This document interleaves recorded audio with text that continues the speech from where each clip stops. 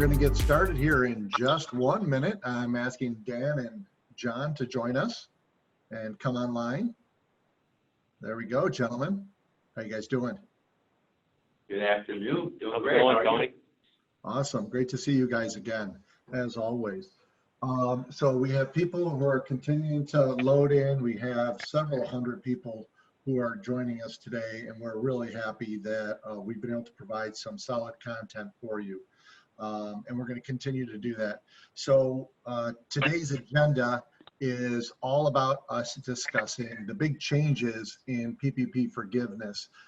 Since the last time John and Dan joined us a few weeks back, we did see some changes, but I think a lot of people out there do know that there have been new changes that occurred through Congress and then the Senate, and finally were signed off by the president this week. So it is good to go on some of these changes, and we're going to be discussing them. But as usual, we go through our agenda first, and that is part of our welcome. And again, just a little bit of our welcome is where you see your navigation, you will see where you can either raise a hand, or you can chat, or you have Q&A. We are using the Q&A section. We ask you to ask your questions in the Q&A section. We also ask you that if you do put a question in the Q&A, sometimes look at the other ones there first. And if you like it, it makes that rise to the top so we don't have a bunch of the same questions. But we'd love to entertain your Q&As, and what we have already done with this and have done this time is we asked a few questions ahead of time and got those over to John and Dan. So we'll be sure to look to try to cover those today.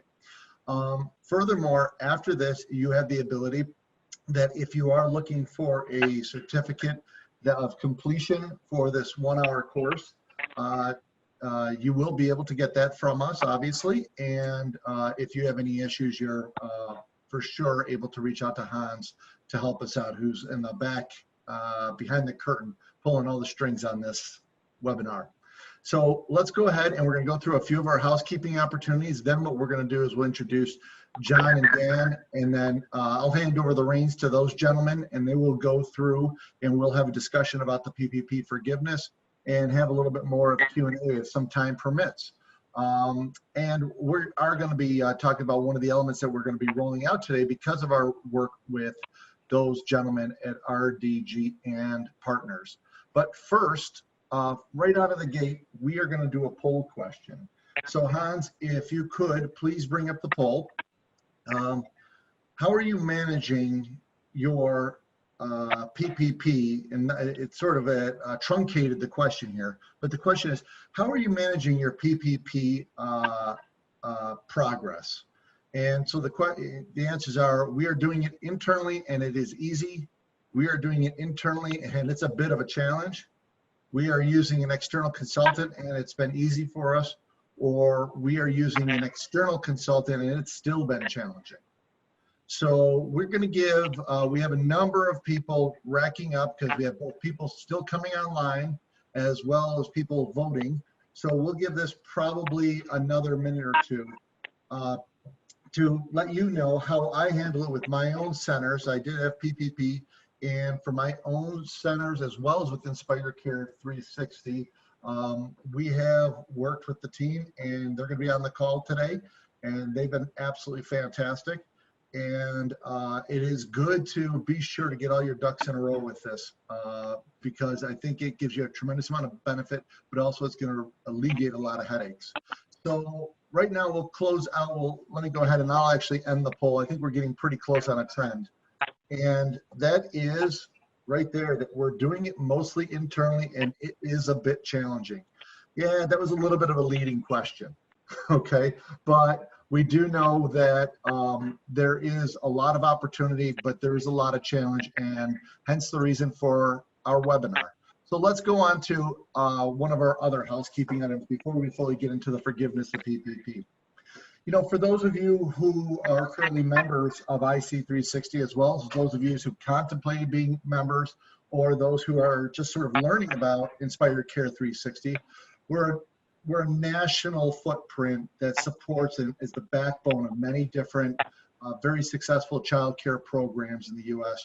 One of our members reached out to us, Giselle did, this past week when they were looking to come on board, and they said they really needed an easier way because they had been closed down or almost closed in one of their centers and closed in another center. They needed a better way to do some onboarding for staffing and families. And they came to us and said, is there anything you can do to help out with that? Now, not part of our regular repertoire, we went in, what we did is we created for them an online course that hosts basically links to all their printable documents. So this is all their employee new hire paperwork, it's their I-9 forms, it's even all their family enrollment paperwork. So now they do not need staff, nor do they need families to actually come to the center, especially underneath a lot of the COVID and pandemic rules that are there. This is also a way for them to really leapfrog and to jump in advance to move forward. And the reason that they did it this way, instead of sending them all out in separate emails, is because we basically created a course that educates the individual, whether it be a staff member or whether it be a family member. It educates them as to what we need, why we need it, where they have to send it, what they have to do, what they need to make sure it provides. So we actually build that into a course. We're able to launch it through our platform, and you can see when a person has received it, when they've opened it, when they've gone through it, when they've completed their paperwork, when they've finished it. So that's one of the great advantages of the IC360 platform. And this was just basically our membership advocacy and our IT department really working to be flexible and creative with our members, because that's what we do, is our members are everything to us and our members are first. So let's move on to another housekeeping item. So we've had a lot of interest in this, and this is coming down, and we're very excited about it too. Our IC360 Healthy Advantage is basically having the final elements. It's now going into pilot with my 3 childcare centers, along with 2 other childcare centers that are 2 other childcare companies that have multiple centers. Altogether, we'll be going through, I think, 18 centers that are going to be adopting in a pilot of IC360 Healthy Advantage. This is an Affordable Care Act standard program for healthcare benefits that really meet our industry need. It is one of the very first ones that I know of, because we created it from the ground up as of last summer, specific to the early care industry, the child care, Montessori schools. It is for teachers, directors. It can be used by all different types of staff and even ownership.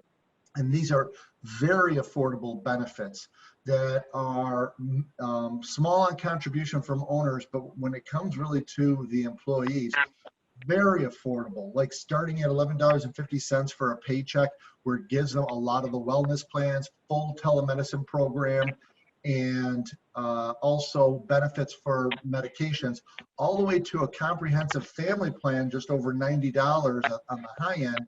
That's for the entire family. That is like $15 office visits, $15 specialist visits, abilities to go get lab work done, full telemedicine, discounts, significant discounts on pharmaceuticals.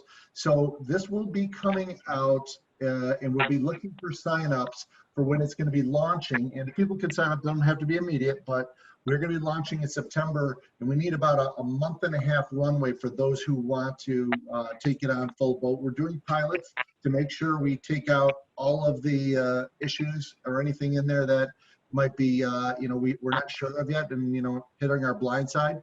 But the program is set to be substantial, and we're really looking forward to getting that out and about.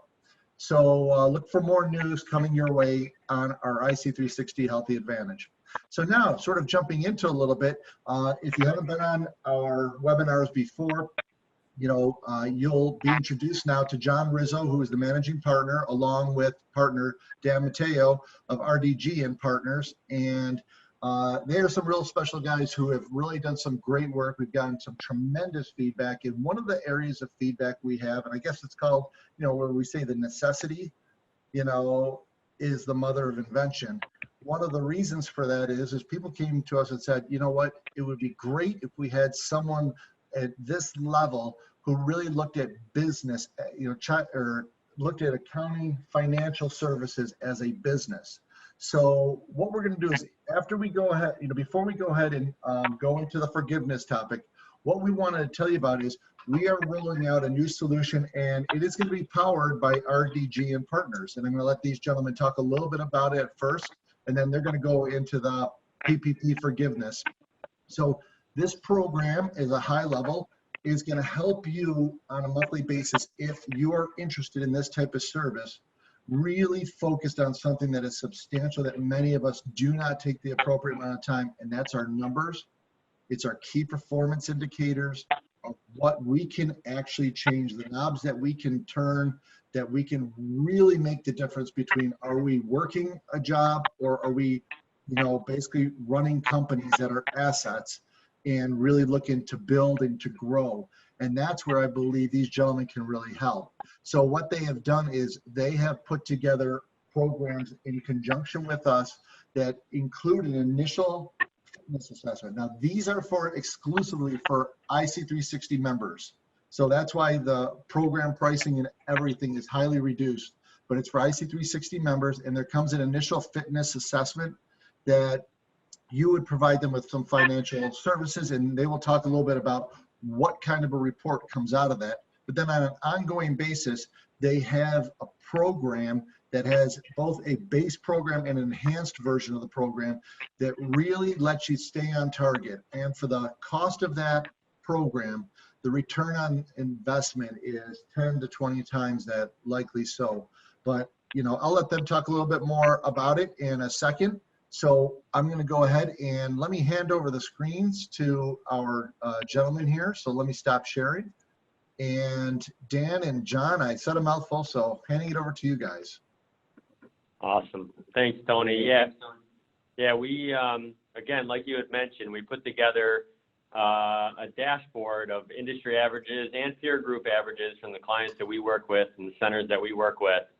And, our firm focuses on two things, two core values, which is hustle and ideas.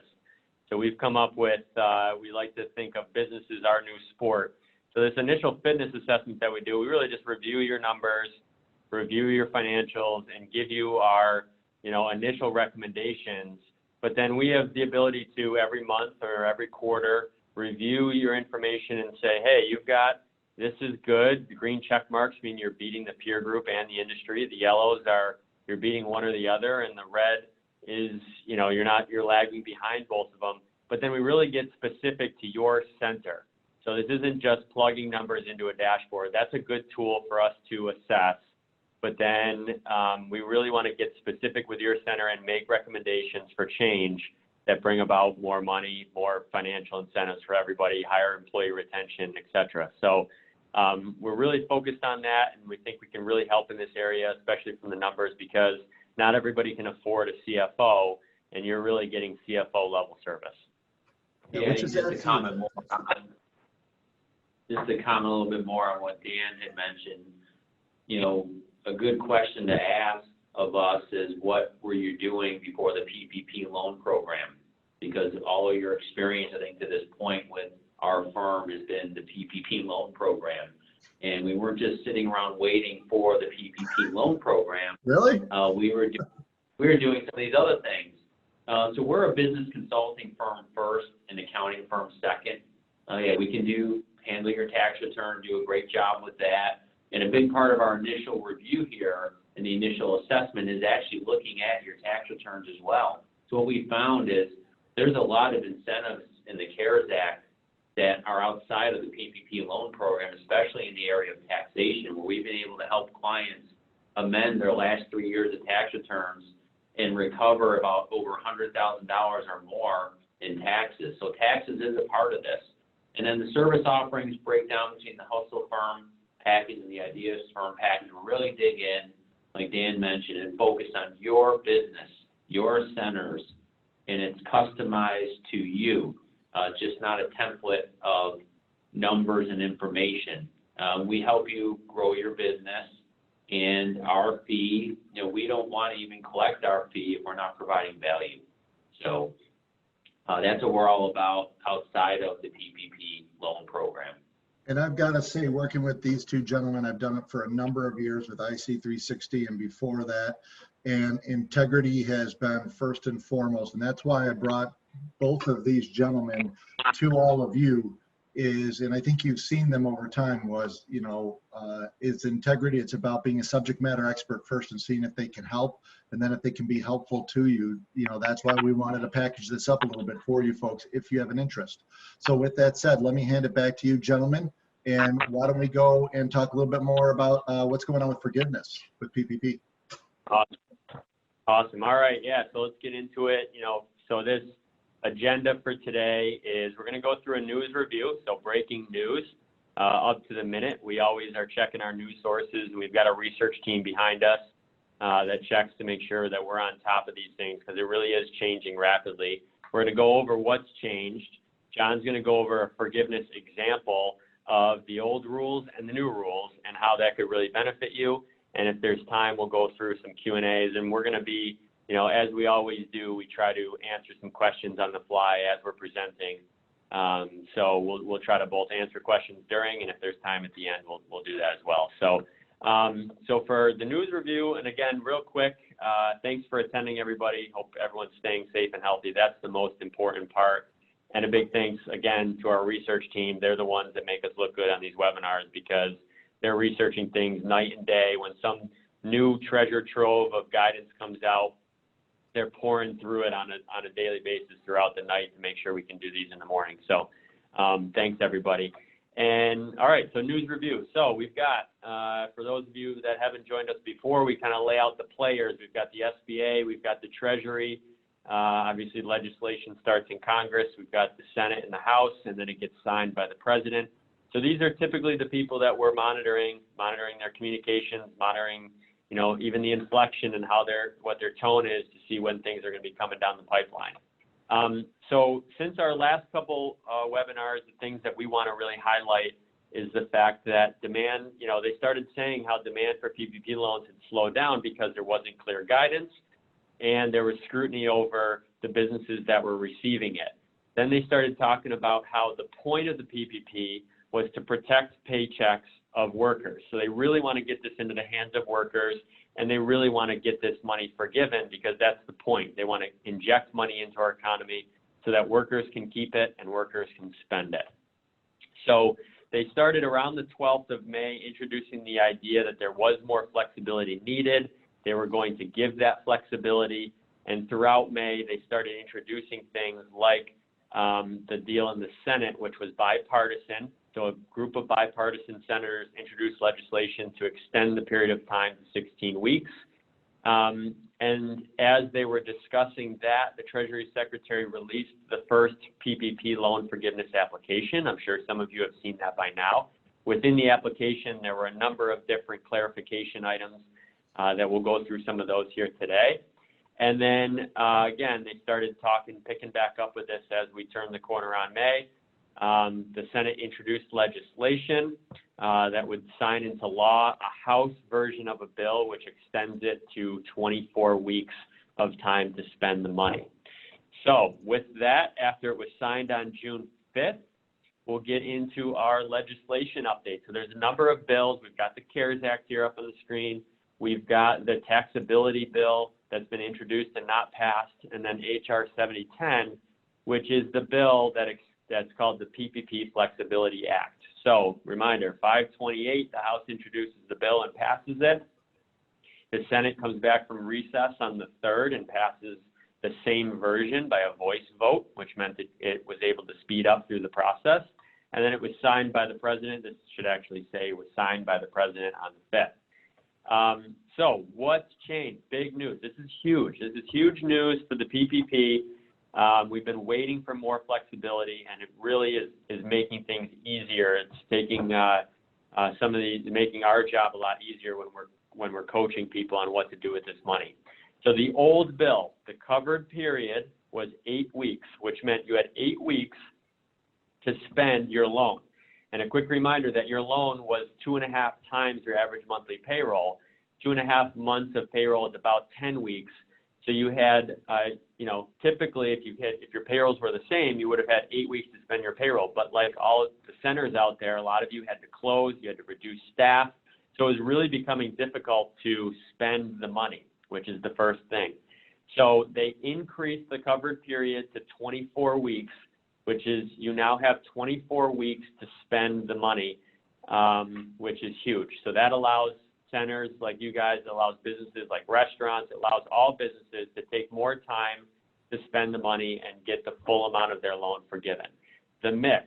So before, you had to spend at least 75% of the money on payroll, and then you could spend up to 25% on non-payroll, non-payroll being rent, utilities, and interest. So now they've lowered the threshold to 60%, and the threshold is 60% of the loan has to be spent on payroll, and 40% can be spent on rent, utilities, and interest. So this really benefits those centers that have high rents.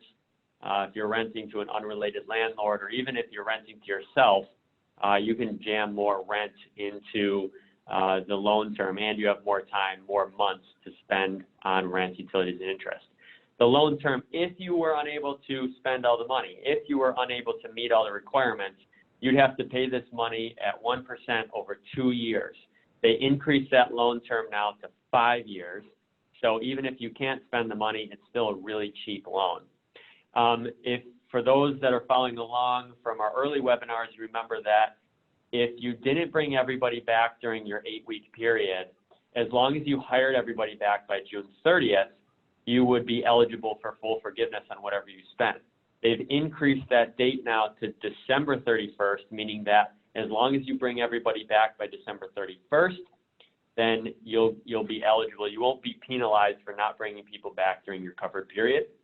And then ancillary to the PPP loan, there's a whole host of other stimulus out there. There's the EIDL, there's the EIDL grant. There is credits for if people go out because the employees were affected by COVID.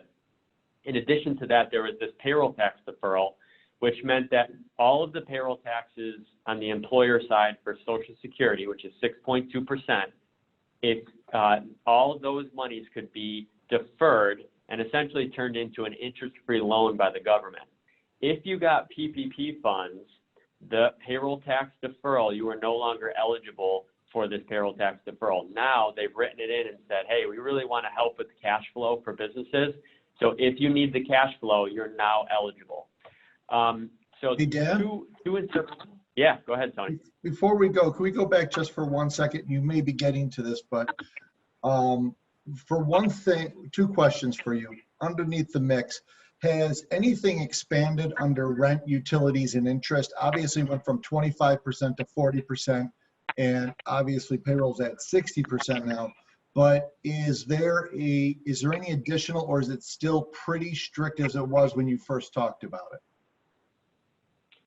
There's been some expansion for sure. The biggest expansion under rent, utilities, and interest was whether you used, paid versus incurred.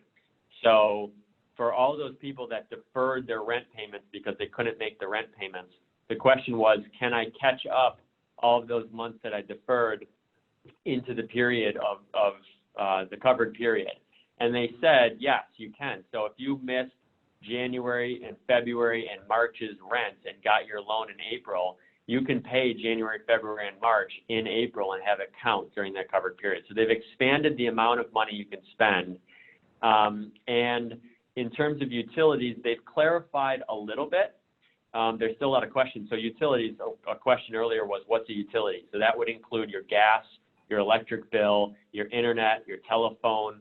But they haven't clarified like what they mean by transportation. So do they mean mileage for employees? What do they mean by transportation? So we're still waiting guidance on what is covered under utility. And then in terms of interest, they said it's interest on personal and real property. So we really don't know whether that means if you have a loan for a copier, for example, can you deduct the interest on that because it's secured by the copier?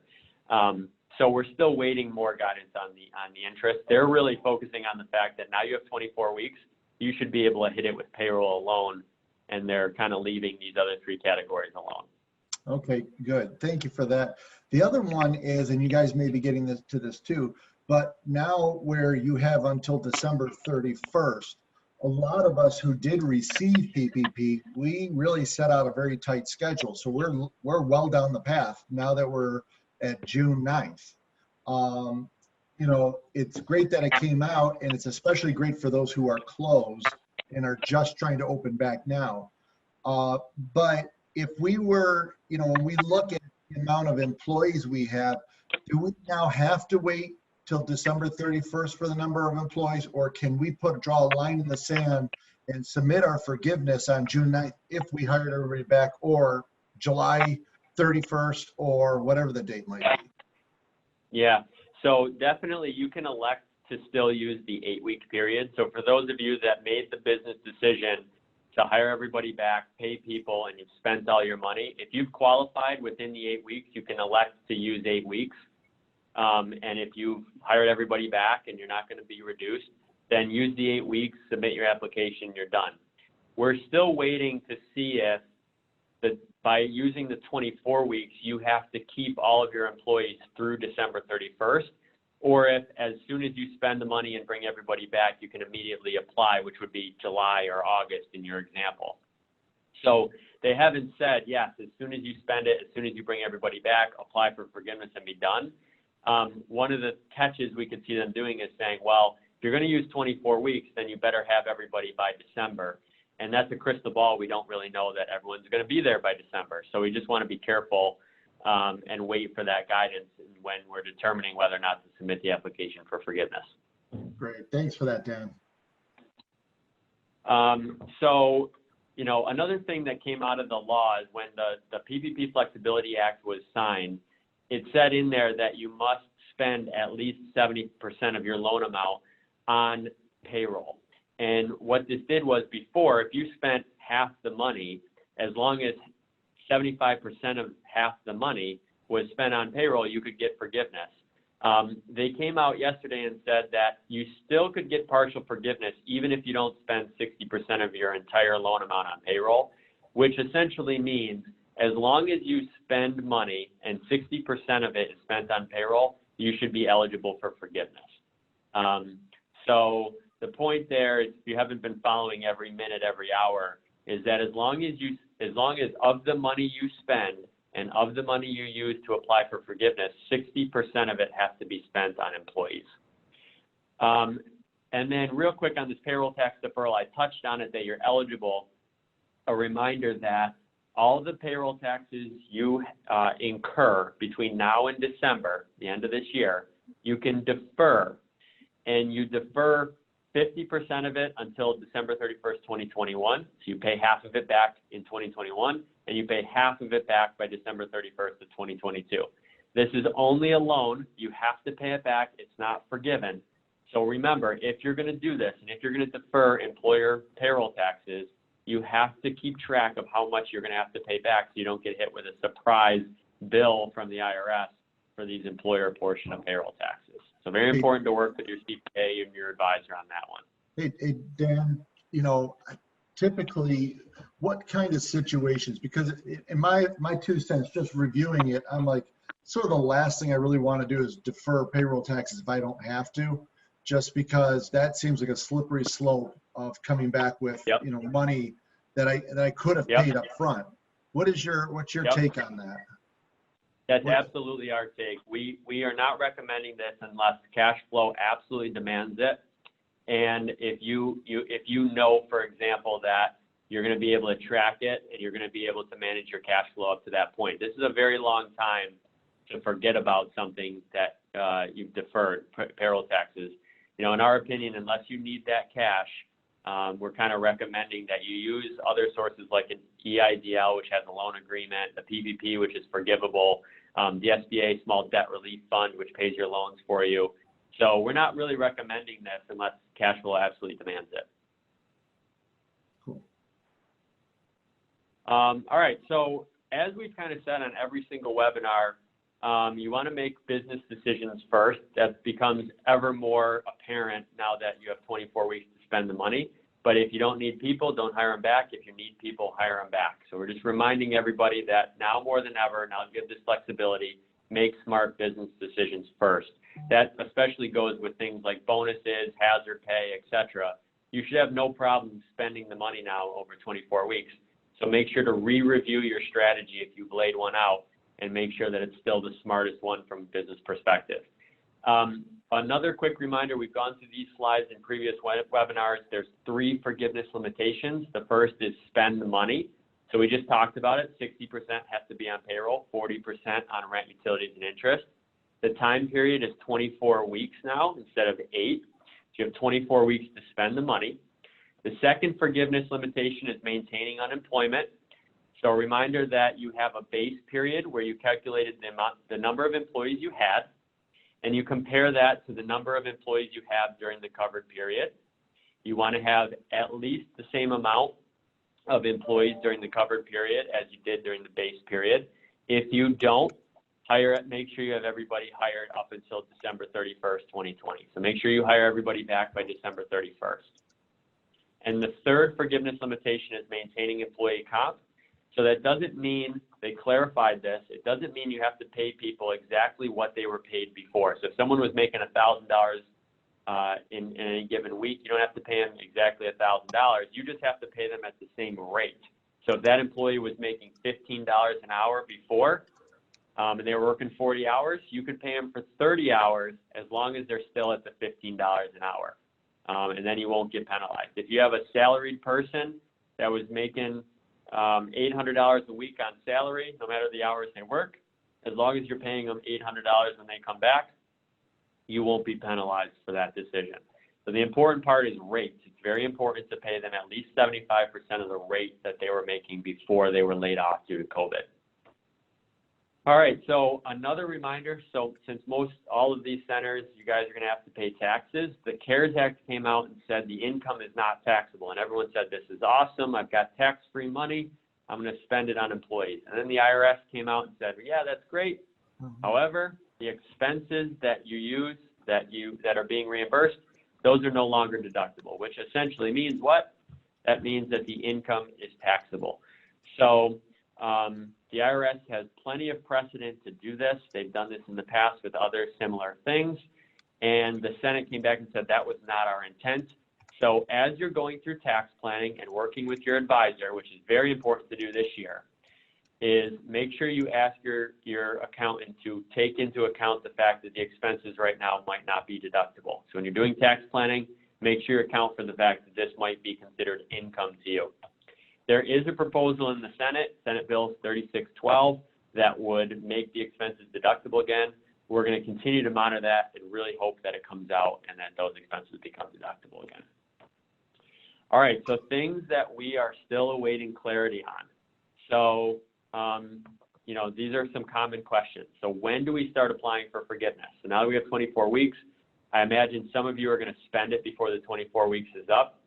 So we're going to wait until the banks tell us that we can start applying for forgiveness.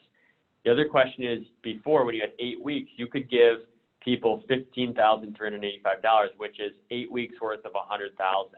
So they want to make sure that you can reimburse employees that make up to $100,000. Now that it's 24 weeks, we still don't know that you can reimburse people for 24 weeks worth of $100,000. We imagine that you can. That would be $46,000. So it's still little nuance that we're waiting clarification on. Owners. So for all you owners out there, you were able to get 8 weeks worth of your 2019 pay. The question is, can you now get 24 weeks of your 2019 pay as an owner? Schedule Cs, for anybody that has their center in a Schedule C, you were eligible for forgiveness up to an amount equal to your 2019 profit. The question is now, can we take 24 weeks of your 2019 profit? We really hope that you can. For all of you that have a loan, you have a loan document. It says that you have a loan over 2 years if you don't spend the money. So we still don't know the process for getting your loan, which is 2 years, to 5 years if you don't spend the money. We really hope this doesn't even matter and you just spend it all and get it all forgiven. But we're imagining a renegotiation process with the bank where you modify your loan document. And then we talked about taxes, so are those expenses deductible? Real quick on the support required. So you've got this money. It should be easier to spend it. It should be easier to get forgiven. You still need to maintain support. So you need to maintain payroll registers, payroll tax filings, state payroll tax filings. Make sure you have all that information. Make sure that you have information on rent, utilities, and interest. So that would be lease agreements, loan agreements, canceled checks, invoices. You still got to have all this documentation when you submit your forgiveness application. And don't forget that you've got to certify the questions that you used it for the right stuff. So if you have questions on that as you're going through this forgiveness application, that's why we would suggest reaching out to an advisor and making sure that you understand these certifications that you're signing off on.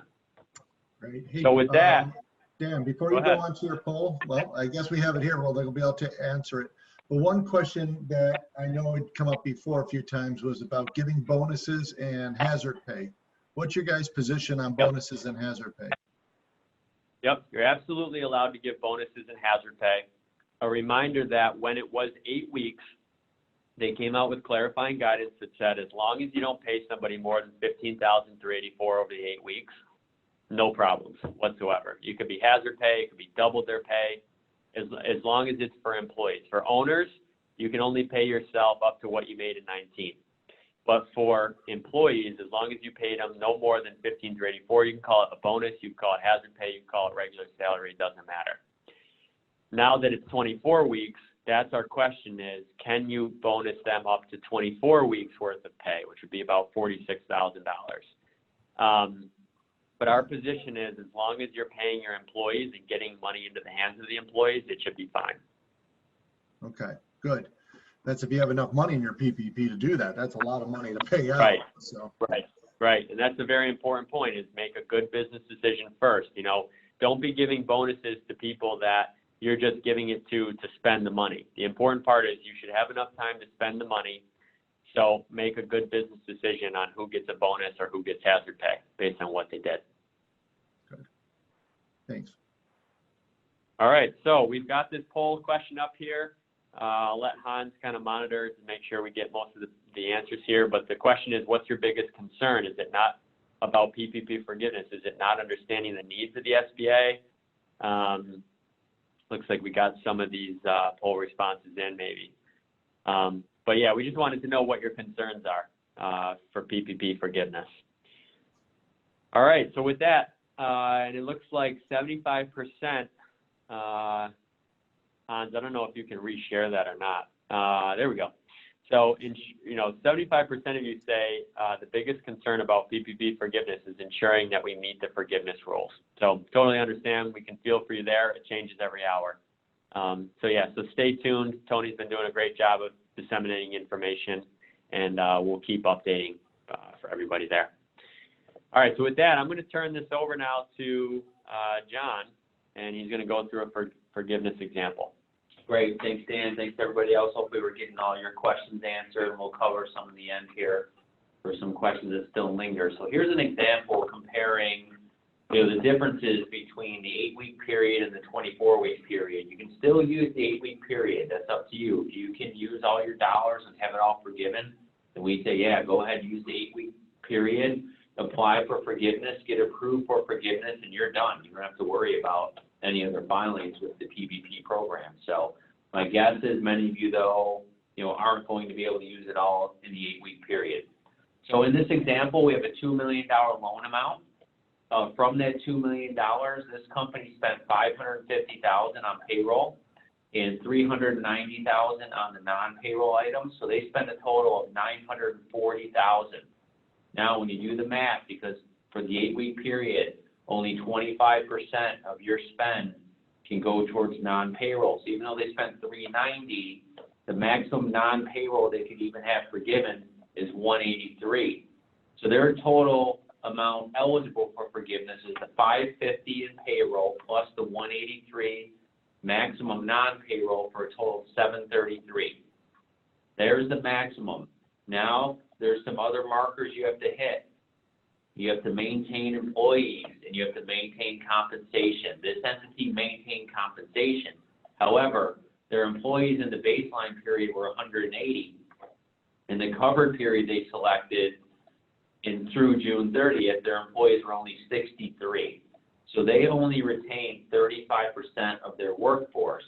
So if you take the $733,000 that's eligible for forgiveness and reduce it down, you have to multiply that times 35% because they didn't maintain their employees.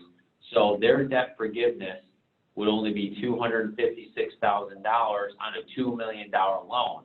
Now, what this company should have done if they were able to prior to June 30th would be to hire everybody back, and their forgiveness would have jumped from 256 to 733.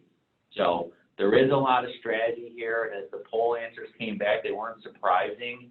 That as you're getting into forgiveness and the application, it's an 11-page application. It is complicated, and the rules do continue to change. So now let's look at the 24-week period. John, before we go to the Yep.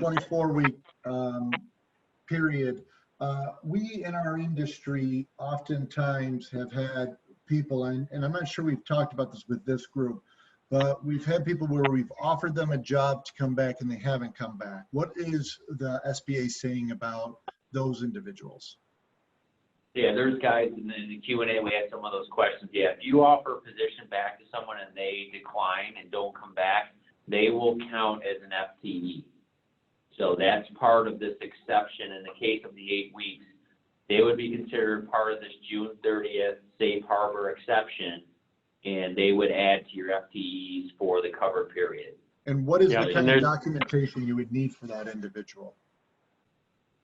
Just to show you a letter you should basically, you need a signed letter and confirmation from the employee that they've, chosen this route and then you've accepted it.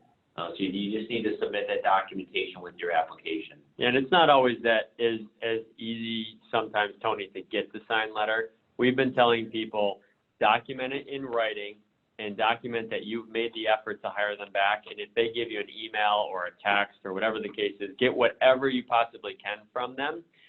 Sometimes they won't sign a letter, but they'll indicate in an email that they're not coming back. So get whatever you can in writing to support that. Obviously, signed is the top what we recommend, but if you can't get that, get whatever you can. Yeah, and just before John moves over to the 24-week example, just for those people out there, for instance, in one of my centers, I had someone who wasn't going to wear a mask or what we use are face guards, and she was insistent that she would. The only way she would come back if she had to. Well, it's not only New York State, it's not only New York State's policy found in the CDC, but it's our own internal policy. So we're not having her come back because she can't follow policy. But hopefully we'll be able to submit that too, to say that we did try to have her come back, but she wasn't willing to follow our policy to come back.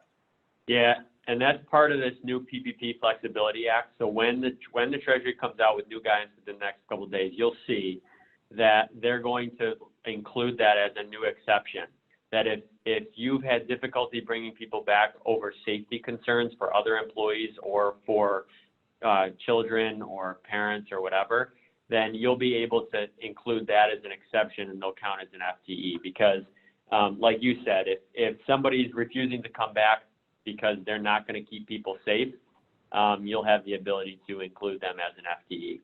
That's big for our industry. Okay, good. Thanks, guys.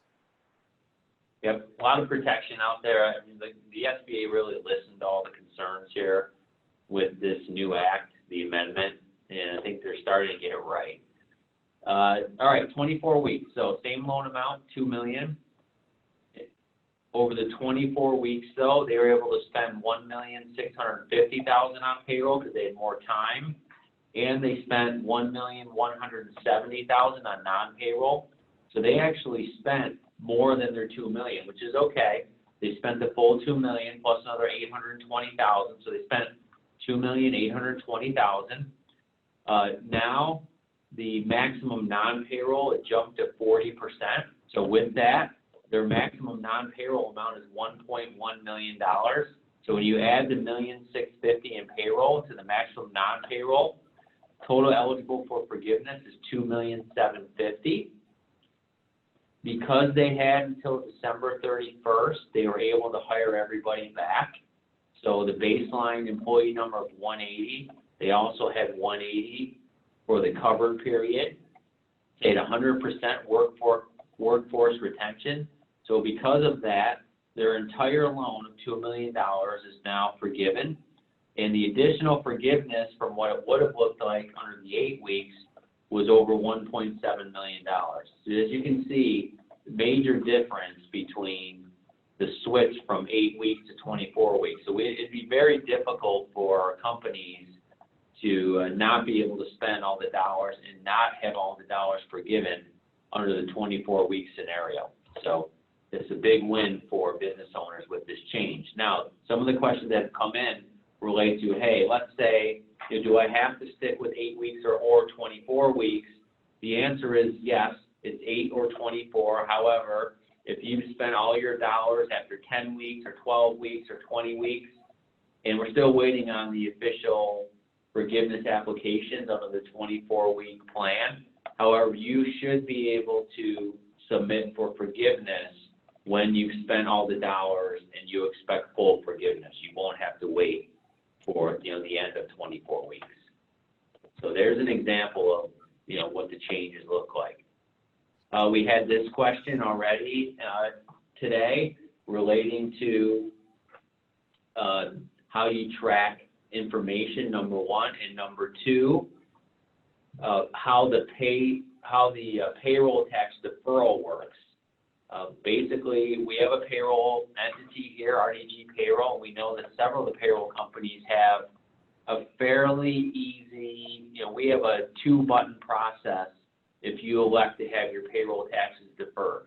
And that came in with the CARES Act and with this amendment, and the amendment allows originally anyone that received PPP funds could not apply for the payroll tax deferral. Now they've changed that. Even with PPP funding, you can apply for payroll tax deferral.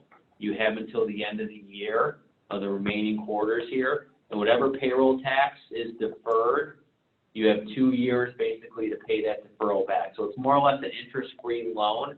However, you do need to set that up properly with your payroll company to make sure that they're removing those payroll taxes from your second quarter, third quarter, and fourth quarter payroll tax report. So this is a big win and a nice interest-free loan if you're able to take advantage of it.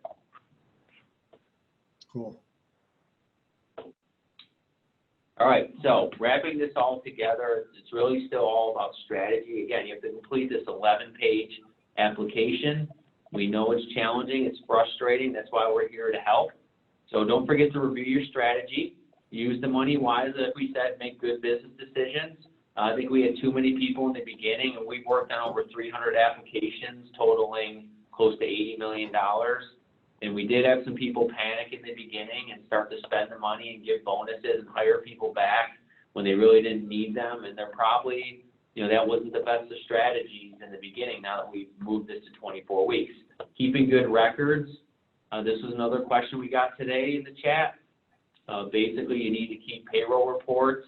You need to submit payroll reports, bank activity, lease agreements, mortgage statements. You need to keep good records, and if you have your books in proper order, that makes it that much easier when you have to submit this 11-page forgiveness application. Any balance is payable over 5 years at 1%, so we call that good debt, cheap debt. If you need the money, keep it and use it the right way, and you don't have to pay it back for 5 years at 1%. We're still expecting more guidance, like Dan mentioned. There's still some open items and questions, the biggest of which relates to the taxability of these funds. You certainly want to reserve some of the dollars for taxes. If your loan in that example, for that $2 million loan, and they spend it all, there's a good chance that entity would end up with about $800,000 in tax liability from their loan proceeds. So don't think that after you spend this, you don't have to reserve dollars for taxes. A good tax plan is important here. And then if you need any help with the application, obviously we're here to help you out through RDG Advisory Services. Our fees range anywhere from $1,500 to $2,500, depending on the complexity of your situation, to help with your loan forgiveness applications. Hey, and John, just if you could, before we go to the Q&A slide, if you could go back to that 8-week and 24-week slide. One of the things I just wanted to point out to everybody who's watching there, if you, yeah, there you go. if you look at the difference of debt forgiveness here, and yes, this is someone who gets $2 million, which I would say most people on this call are probably not that high, but you can see the significant difference on that second to bottom line of debt forgiveness. And I think what the point I would like to make to everybody is your focus on it, whether you're doing it yourself or whether you bring a team in like these gentlemen to look at it, there's some significant opportunity loss if you're not focusing on this in a proper way.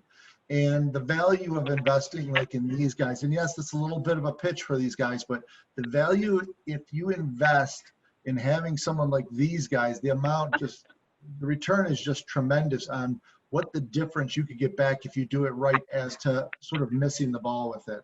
So, you know, I just wanted to take a few minutes to do that. I'm not sure if we have any more questions, but we are coming, we actually have a few minutes in our time, but is there any other general questions that you saw come across on the screen, Dan and John, that you would like to address further? Yeah, there's a couple. First of all, just to piggyback off of what you just said, Tony, we found, so now we're in kind of the forgiveness phase. Most people have gotten their money, they're spending it. What we found on the front end is that a lot of business owners, completed the applications incorrectly and ended up with less money in their loan than they should have because they didn't fully understand the rules.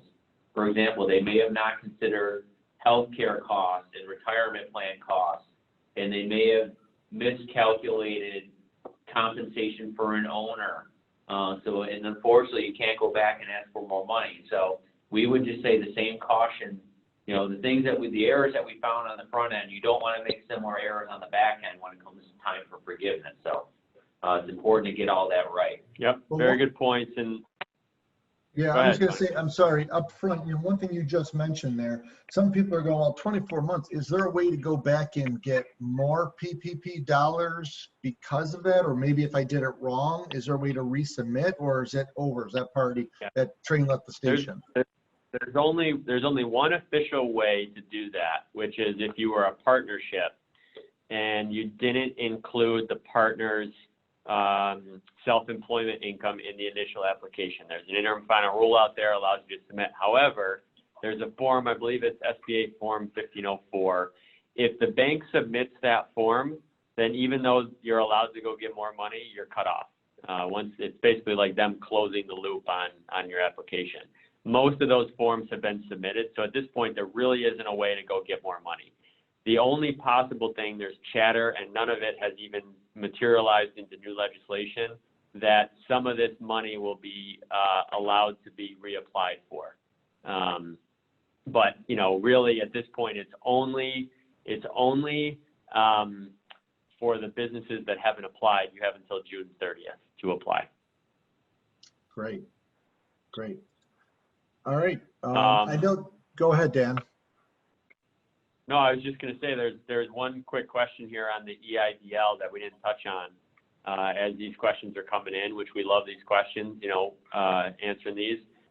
Real quick on the EIDL, most of these EIDLs, so the grant of $10,000 will not have to be paid back, but it does reduce your PPP forgiveness. That's up to 10 grand based on the number of employees you have. And then the EIDL, actual, like the loan, because they have separate from that, you can get up to 150 grand. That loan is paid over 30 years at 3.75%. Here's a question on compensation. I didn't know you can get compensation as an owner. We are a partnership. Yes, you can. It's limited to what you were paid last year. And you also have to remember the $100,000 limit, which depending on what week, what term you choose, the 8-week, the most that an owner can receive of PPP funds is $15,385. If you chose the 24-week period, you can pay yourself $46,000. And as long as you were paid, that's not more than what you were paid the year before. Now, unfortunately, if you didn't include that, this goes to my example, the comment I just made about the front end. If you didn't include your own compensation in your application as a payroll cost, then unfortunately you missed the boat and can't go back and do that now. Hey, John, I saw something about that though, where it was still a question mark about being able to use your Schedule C. So if you took equity out of the company as to being paid through your payroll, is that a question that's still up in the air? No, it's not a question, Tony. You can still use your 2019 profit as what you paid yourself up to $100,000. So if your Schedule C profit was 60 grand, you could pay up to 8 weeks or now 24 weeks of your Schedule C 2019 profit. Perfect. So you missed the boat for sure on getting more money. You didn't necessarily miss the boat on using that for covered costs when you're applying for forgiveness. Okay. Cool. There's a question here on how many hours will be considered a full-time FTE. So they came out with that, said 40 hours is a full-time FTE, and they let you use the simplified method for determining your FTEs, where 40 hours would be considered one FTE, and anything under 40 hours would be considered 0.5 FTE. So you don't have to do any further math than that. Well, John, let me ask you about that. I'm sorry, Dan, about that. Maybe you'll answer it. In our industry, because we have mostly hourly employees, there's not often, well, I shouldn't say often, a number of us have people who max out at 40 hours a week, but a lot of times people will be at 38, they'll be at 39.5, they'll be at 37, you know, and before this went on, that's how they were seen. Like, for instance, in my own company, I consider an FTE based on the Affordable Care Act at 30 hours or greater. And now this is coming out at 40. How do they look at the look back as to what you had for full-time equivalents as to what you have them now if they're going to be 40 hours? Are they going to look back at the same measurement, or is it going to be strictly 40 hours? It's the same measurement before and after. So okay. If they worked 38 hours on average before would be a 0.5. And if they work 38 hours on average now, they'd still be a 0.5. So it doesn't hurt you. You're not penalized there. That employee is treated the same before and after. Great. We probably have time for one more question, and then we're going to probably wrap up. So. Yeah, just I guess a couple more EIDL questions coming in here, but question is, does the EIDL affect the PPP? And again, having the EIDL grants of $10,000 reduces PPP forgiveness, so it's important that that box is correct on the forgiveness application. Yeah, I think just to expand on that, because that has been probably the most popular question. If your PPP loan was $100,000 and you also received a $10,000 EIDL grant, you will have to return, your PPP, $90,000 will be forgiven and $10,000 will have to be repaid. So maybe that helps understand a little bit better, but that has been a popular question. Okay, great. I'm not sure if you guys have any more questions, but I think we're near the end of our time. Okay, I can see them intensely looking at the questions, making sure. This is, by the way, the diligence that these guys have, just to let you know, is they sort of just don't care. They're just wanting to make sure they get to the bottom of every question, which is just amazing about them. So you obviously don't have fans. We're nerds, basically. 100%. That was a very... I'm going to validate that. So... That was a very professional way to call us nerds, but that's really what we are. Well, guys, I want to tell you both, thank you very much. You've been generous with your time. And as we mentioned at the front end of this, and during the presentation, the forgiveness is tricky because they keep on moving the goalposts. They never told us up front during the process that they were going to move the goalposts. So there's a lot of ebb and flow that's happening, and to keep an eye on it. Another reason, to really consider having consultation on this is because when you think through and say, you know what, I really want to get out of this, I want to get the 8 weeks done and I want to be done with it, that might be perfect. But it may also be worth conversation to go, is that the best approach for your company? So I really think if you want an opportunity to work with some really top-notch professionals, these guys are it. And part of what we said too is looking at that initial assessment for our members, as well as those who want to become members, but really taking a look at, there's a lot of other things, as John mentioned up front, a lot of things with the CARES Act, where you can go back and have those elements applied to previous tax returns that can, save you thousands and maybe tens of thousands of dollars. So thank you guys both very much. Truly appreciate your time. We'll see everybody again really soon, and want to thank everybody, and hopefully everybody has a great day. Thanks, guys.